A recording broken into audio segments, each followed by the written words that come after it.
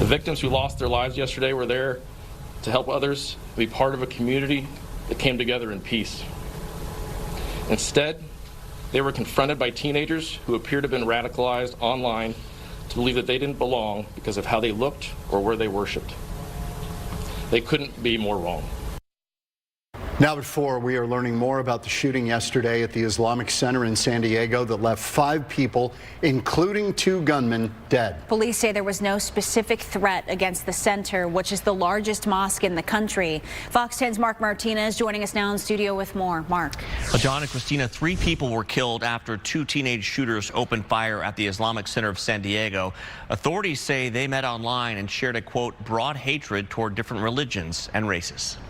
3 of our victims did not die in vain. Without distracting the attention, without delaying the actions of these 2 individuals, without question, there would have been many more fatalities yesterday. The attack is being investigated as a hate crime after authorities uncovered writings by the suspects. They didn't discriminate on who they hated. It covered a wide aspect of races and religions. The building also houses a school. Thankfully, no children were hurt. Police say a security guard at the building's entrance was one of those killed. Reportedly a father of 8, he gave his life to protect others. He's the one who stopped them, who slowed them down. The 2 suspects would have easily access to every single classroom.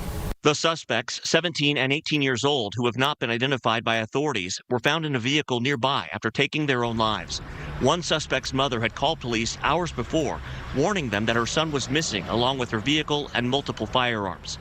Police attempted to track them down with a license plate reader before the first 911 call came in of shots fired. Neighbors who knew them were stunned.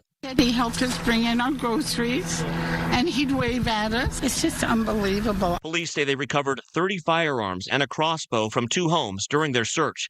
They're still trying to determine if the suspects had broader plans. Meantime, San Diego police, they've stepped up patrols at places of worship in the aftermath of the attack. Reporting in studio, Mark Martinez, Fox 10 News.